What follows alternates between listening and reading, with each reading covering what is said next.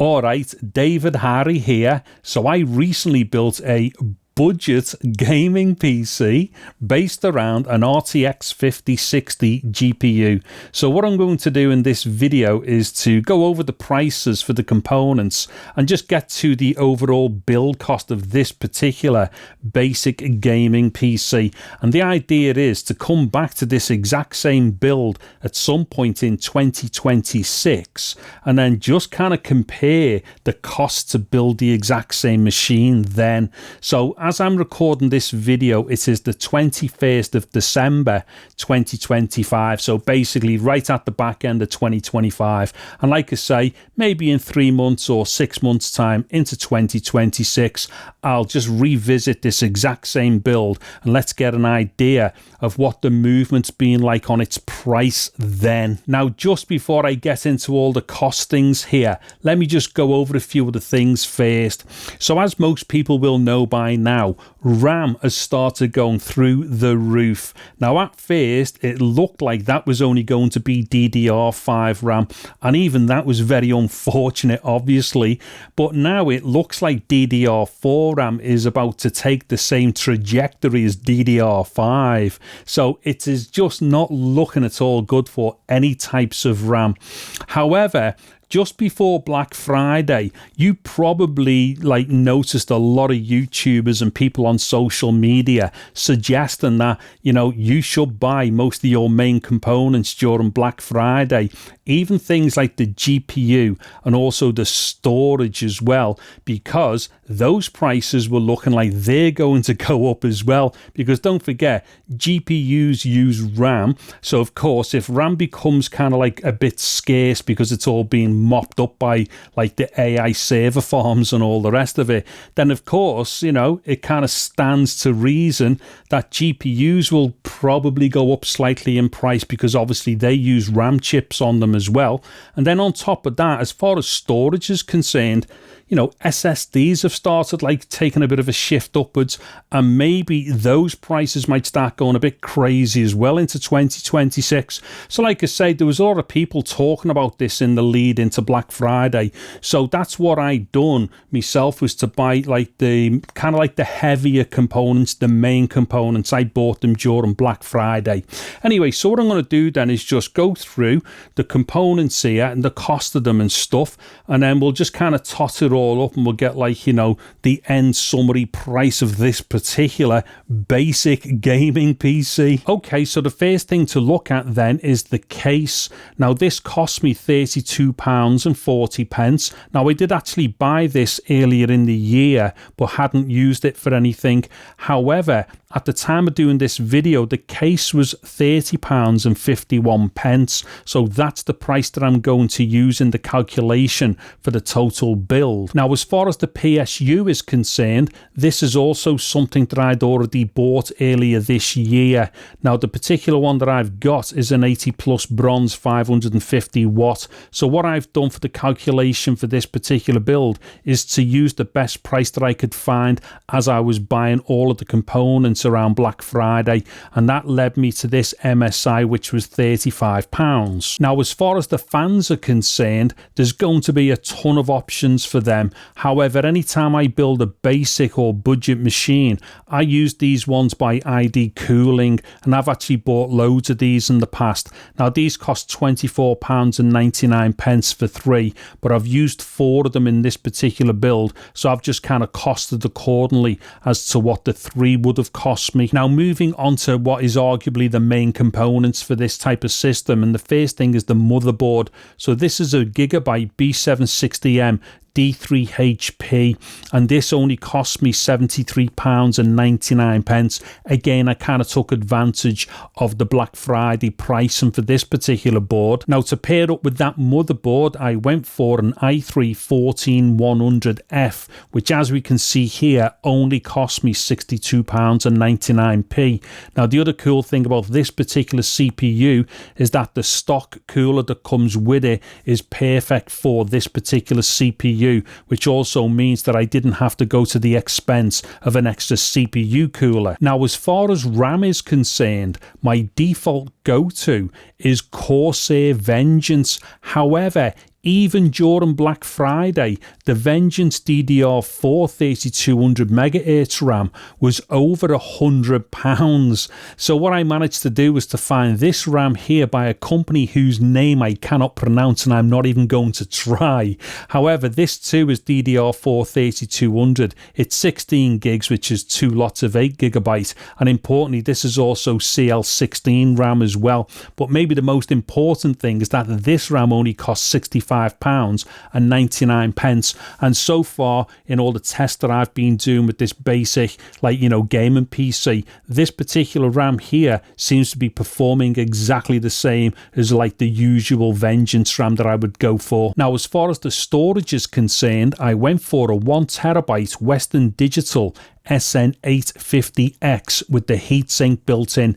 Now, unfortunately, I can't find the invoice from 3 or 4 weeks ago, at which point the price was £99.99, and that is the price that I will use for the calculation. However, as we can see here, this is only about 3 weeks later, and the price has already gone up to £129.99. So already the price of NVMe storage seems to be moving up, unfortunately. And then finally onto the graphics card, and for that I went with a Gigabyte GeForce RTX 5060 WindForce OC, and this one cost me £247. And the reason why is because basically this was the cheapest 5060 that I could find at the time, and it was a 5060 that I wanted to build the system with. Now I'm just going to quickly recap and go over the individual component prices here, and then let's just get to that all important total build cost.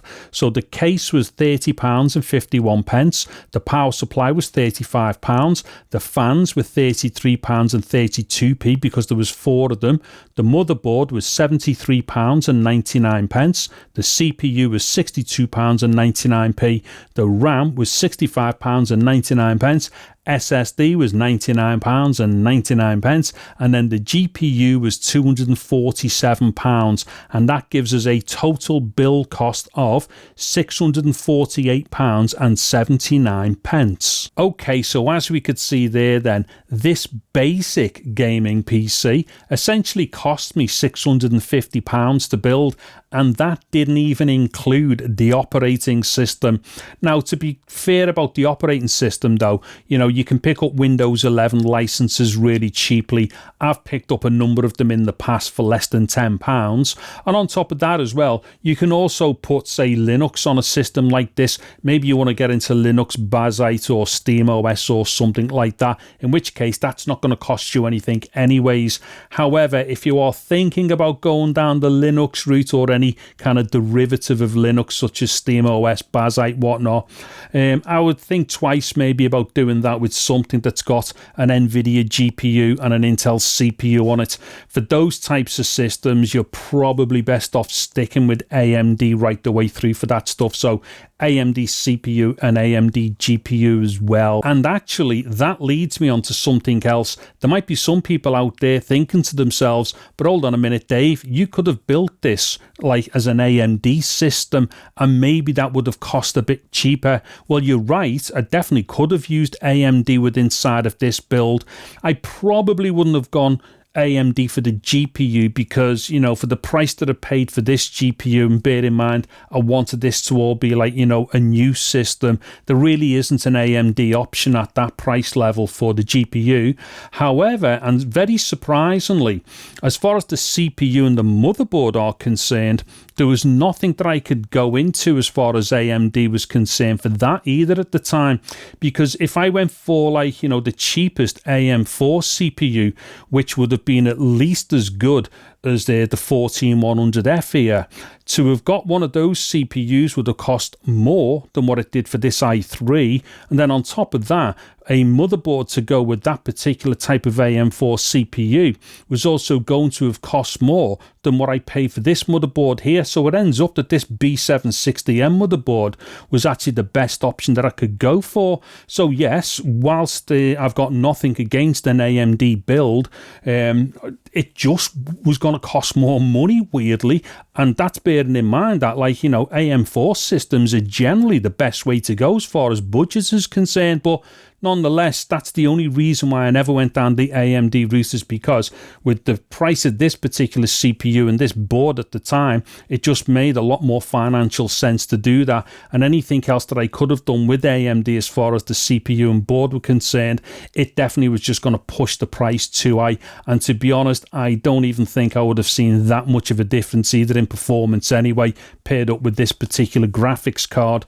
And also you have to remember as well, with this particular board, I'm also able to run the SSD at Gen 4 speeds as well, because there are a number of other options I could have went for as well for this CPU, which would have been cheaper for the board, but unfortunately they were only going to be Gen 3 as far as the M.2 slots were concerned. And if there's one thing that I've learned over the years, especially with gaming PCs, is you want the fastest SSDs possible within those systems. Now, the SSD ain't gonna make your gaming any faster, but I can tell you right now, it definitely helps with the load times. So that was definitely something that I definitely wanted to have within a system like this, was the ability to load games as fast as possible. Now, just to finish this video, I want to revisit that word budget, because for me personally, to say £650 in the same sentence as budget just simply doesn't feel right. However, it definitely looks like, you know, with the way prices are going, that let's just say what we seen as, say, mid-priced, say 6 months ago, maybe in 6 months' time, whatever we thought mid-priced used to be, maybe that becomes budget. So yeah, unfortunately, you know, the way that these goalposts are moving, we are definitely going to have to reassess what we mean by budget, because if £650 was the cheapest that I could have done this, and one of the other options I was looking for, which wasn't that much different, was £800. And again, that was meant to be budget. So yeah, you know, I'm sorry to break the bad news to people out there, but I think, like, you know, budget is now going to start meaning probably at least £700 to £800, which I think is super disappointing. Anyway, I'll leave it at that, because if I don't, I'm just going to start going on about my displeasure to do with certain companies and the way that they're now pricing things, and also the way that all this AI stuff just seems to be kind of muscling out the average PC user, and also anybody looking to build a gaming PC, which is also super disappointing. Right, I am definitely going to cut myself off right now, otherwise my big fat mouth will just go right off into a rant, and that is not what I intended to do with this particular video. So listen, definitely keep an eye on my channel for when I do the follow-up to this particular build in maybe 3 or 6 months time, because I think that's going to be quite interesting. And if you've liked the video, please do give it a thumbs up and stuff. I'm David Harry, thank you very much for watching this video. Take care and goodbye now.